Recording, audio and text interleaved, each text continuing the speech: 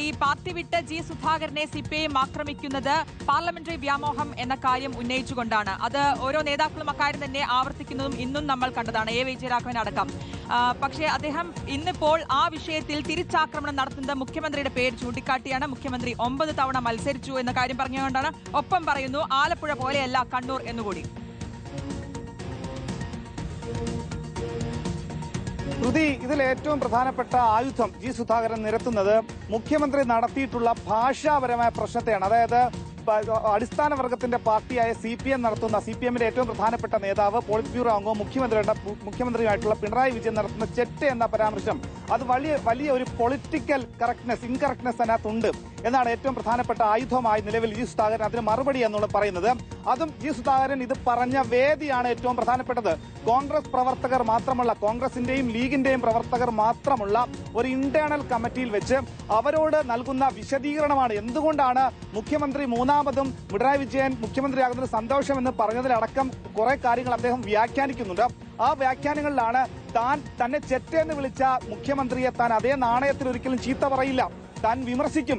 ആ വിമർശനം ഇങ്ങനെയാണ്, അതായത് ചെറ്റ എന്ന പരാമർശത്തിന്റെ കറക്റ്റ് പൊളിറ്റിക്കൽ അതിന്റെ പ്രശ്നങ്ങൾ എന്താണെന്ന് ചൂണ്ടിക്കാണിക്കുന്നു. ഒപ്പം തന്നെ തനിക്ക് വ്യാമോഹം എന്ന് പറയുന്നു, പാർലമെന്ററി വ്യാമോഹം എന്ന് പറയുന്ന മുഖ്യമന്ത്രി തന്നെ 9 തവണ മത്സരിച്ചു എന്ന് മാത്രമല്ല, അദ്ദേഹം മത്സരിച്ച മണ്ഡലത്തിന്റെ രാഷ്ട്രീയ പ്രശ്നങ്ങൾ, അതായത് ആ മണ്ഡലത്തിൽ പലതവണ പലകുറി ആര് നിന്നാലും ജയിക്കുന്ന മണ്ഡലമാണ്. അവിടെയാണ് ആലപ്പുഴ പോലെയല്ല കണ്ണൂർ, അവിടെ നിന്നാൽ ആരും ജയിക്കുന്ന മണ്ഡലമാണ്. ഇത് പറയുന്നത് ഒരു പൊതുവേദിയിൽ വെച്ചല്ല, സാധാരണപ്പെട്ട എല്ലാ വിഭാഗം ജനങ്ങളുള്ള ഒരു വേദിയിൽ വെച്ചല്ല.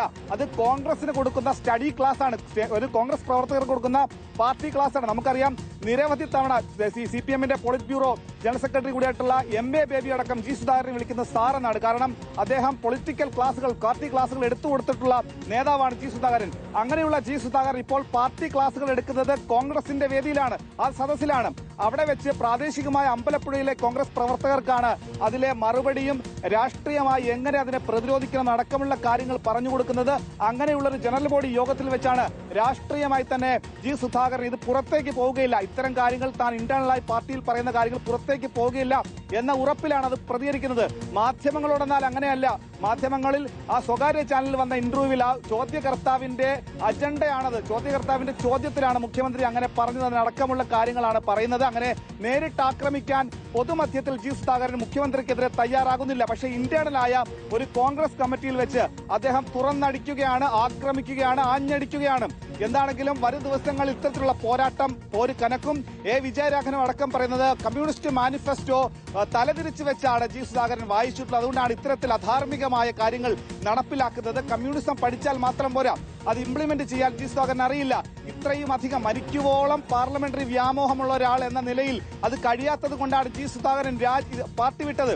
ഇവിടെ അതിന് മറുപടിയായി നിലവിൽ ജി സുധാകരൻ കഴിഞ്ഞ ദിവസവും പറഞ്ഞത് തീസിസ് വായിക്കണമെന്നാണ്. അതായത് കമ്മ്യൂണിസ്റ്റ് പാർട്ടിയിലെ പാർലമെന്ററി തീസിസ് വായിക്കണം, അതിൽ മത്സരിക്കാൻ കഴിവുള്ള ആളുകൾ, സംഘടനത്തിൽ മികവുള്ള ആളുകൾ എന്ന് വേർതിരിച്ചിട്ടുണ്ട്. അതുകൊണ്ട് തന്നെ ഒരു തവണ എത്ര തവണ മത്സരിക്കുന്നു എന്നതിലല്ല കാര്യം, ഒരു ബ്യൂറോക്രാറ്റ് അല്ലെങ്കിൽ ഒരു ഭരണാധികാരി എന്ന നിലയിൽ തിളങ്ങാൻ സാധിക്കുന്നതാണ്. അതിനെ ആ രീതിയിൽ തന്നെ ഉപയോഗിക്കുന്നുണ്ടെങ്കിലും എല്ലാത്തരം CPM നേതാക്കൾ നൽകുന്ന മറുപടിക്കും രാഷ്ട്രീയമായി തന്നെ ജി സുധാകരൻ പ്രതികരിച്ചിരിക്കുകയാണ്. ശ്രുതി, എന്തായാലും ജി സുധാകരൻ ചെയ്തത് ചെറ്റത്തരം എന്നുള്ളതായിരുന്നു മുഖ്യമന്ത്രിയുടെ വിമർശനമുണ്ടായിരുന്നത്. ആ വിഷയത്തിലാണ് ഇപ്പോൾ രൂക്ഷ വിമർശനവുമായി ജി സുധാകരൻ എത്തുന്നത്. UDF യോഗത്തിലാണ്, UDFന്റെ ആ വേദിയിലാണ് അദ്ദേഹം ഇത് പറഞ്ഞത് എന്നത് കൂടിയാണ് ശ്രദ്ധേയമാകുന്നത്.